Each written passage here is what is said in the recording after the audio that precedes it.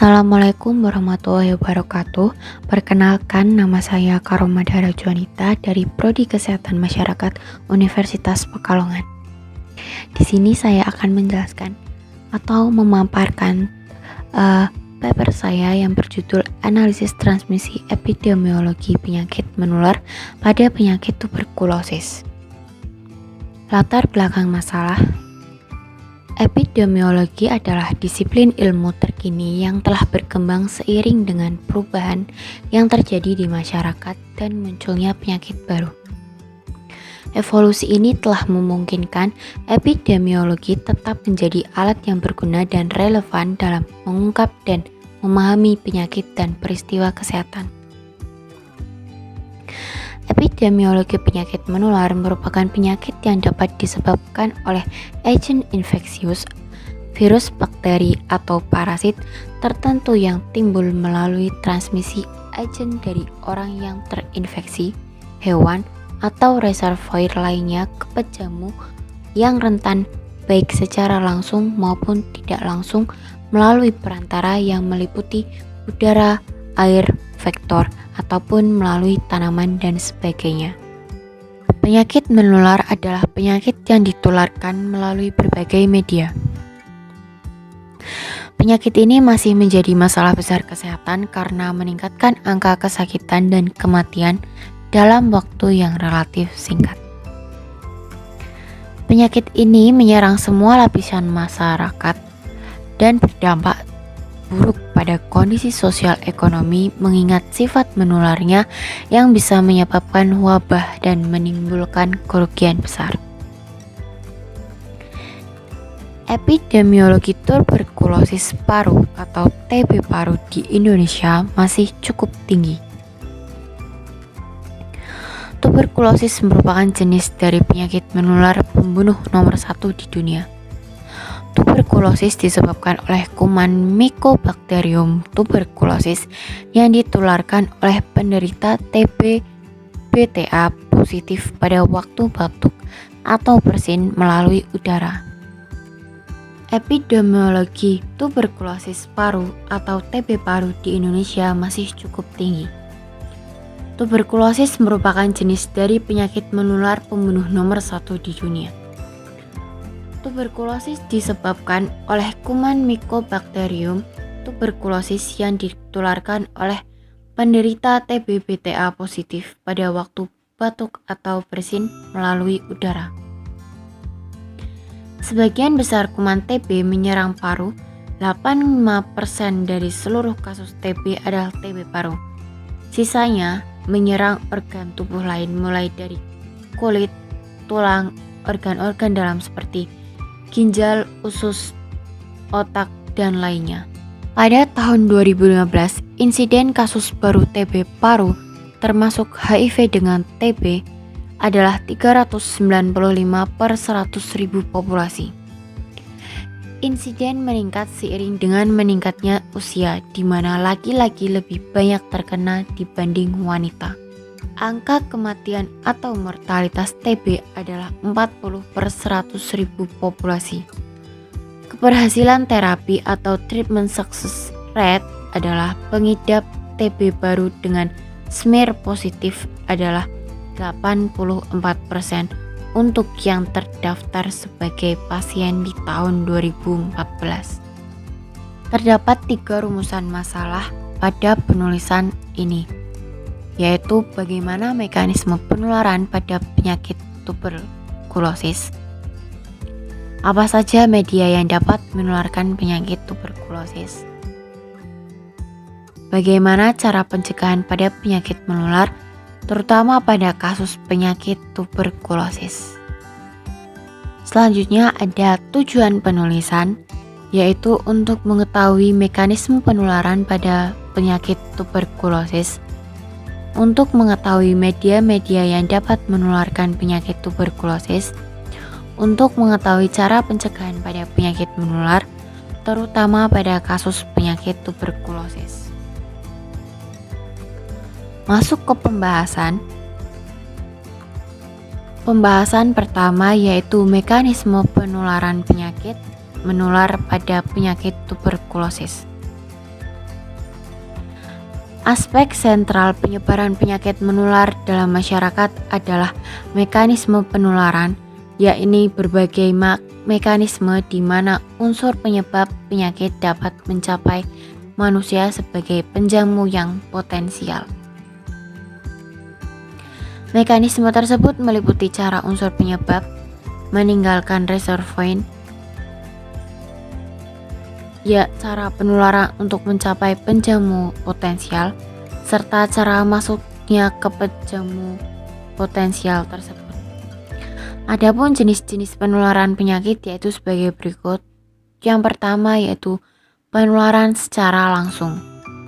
Penularan secara langsung atau direct contact merupakan penularan penyakit yang terjadi melalui kontak kulit ke kulit atau skin to skin melalui ciuman atau hubungan seksual serta kontak langsung dengan tanah. Penularan secara langsung disebut sebagai proses penularan dari orang ke orang, yaitu perpindahan agent secara langsung dari pejamu atau reservoir ke pejamu yang rentan. Penyakit yang termasuk dalam kategori penularan secara langsung adalah penyakit sifilis, hepatitis, HIV/AIDS, penyakit kulit, penyakit saluran pernafasan, herpes simplex, gonore, dan trisomorias vaginalis. Yang kedua yaitu penularan tidak langsung.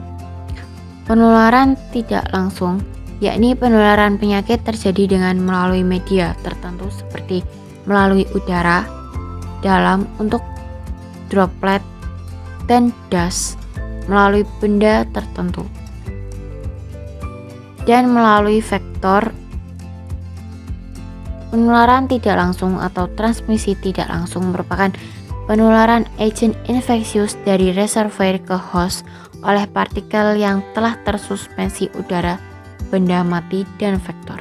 Faktor-faktor yang dapat memudahkan penularan penyakit terjadi adalah sebagai berikut, yaitu faktor lingkungan fisik sekitarnya yang merupakan media yang ikut memengaruhi kualitas maupun kuantitas unsur penyebab.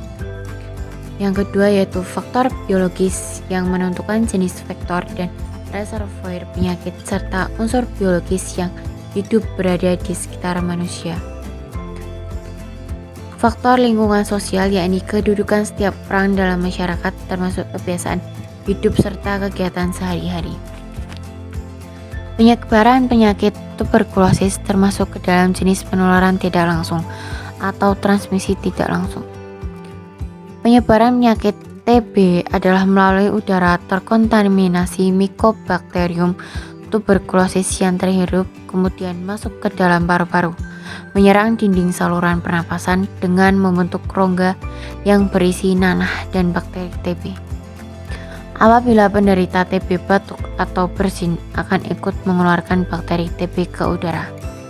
Dalam sekali batuk penderita TBC dapat mengeluarkan sekitar 3.000 percikan dahak. Bakteri TB yang berada di udara bisa bertahan berjam-jam, terutama jika ruangan gelap dan lembab sebelum akhirnya terhirup oleh orang lain. Umumnya penularan terjadi dalam ruangan di mana percikan dahak berada dalam waktu yang lama. Yang kedua adalah media penularan penyakit menular. Berdasarkan media penularannya, penyakit menular dibedakan atas beberapa sumber penularan terdiri atas 1. Penyakit yang ditularkan melalui air.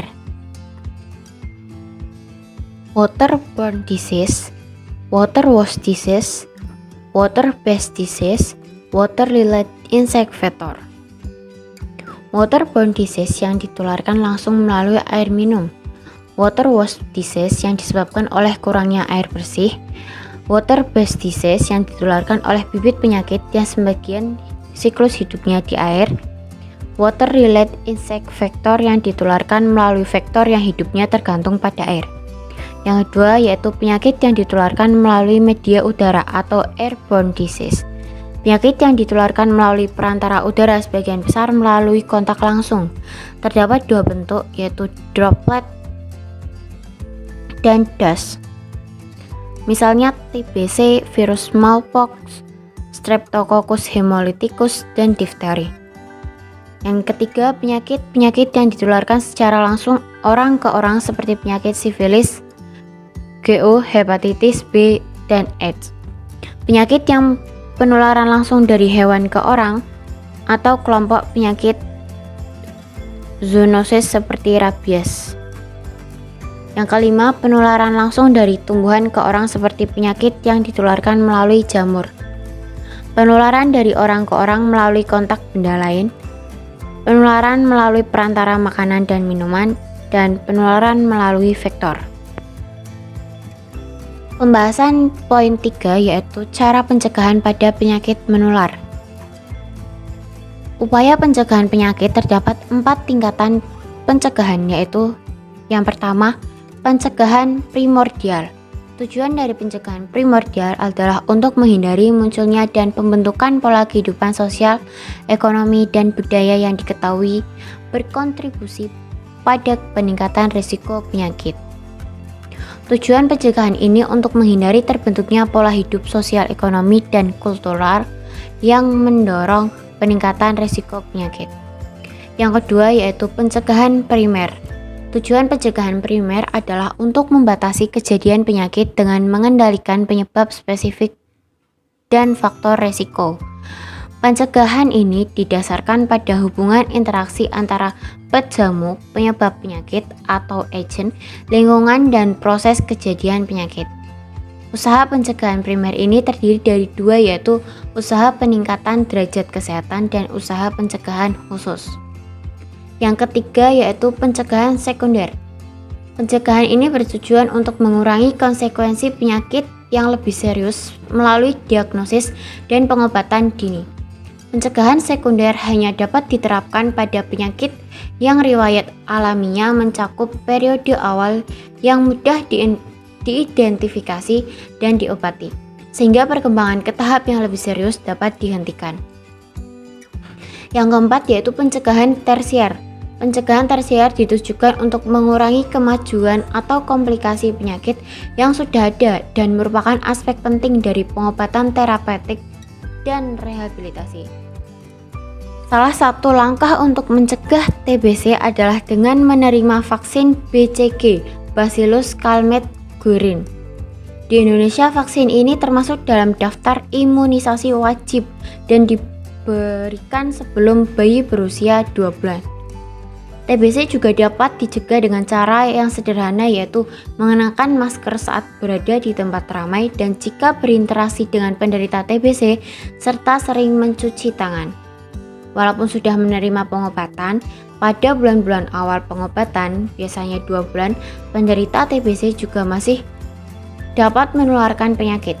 Langkah-langkah di bawah ini sangat berguna untuk mencegah penularan, terutama pada orang yang tinggal serumah. Yang pertama itu tutup mulut saat bersin, batuk, dan tertawa. Yang kedua, tidak membuang dahak atau meludah sembarangan. Yang ketiga yaitu pastikan rumah memiliki sirkulasi udara yang baik.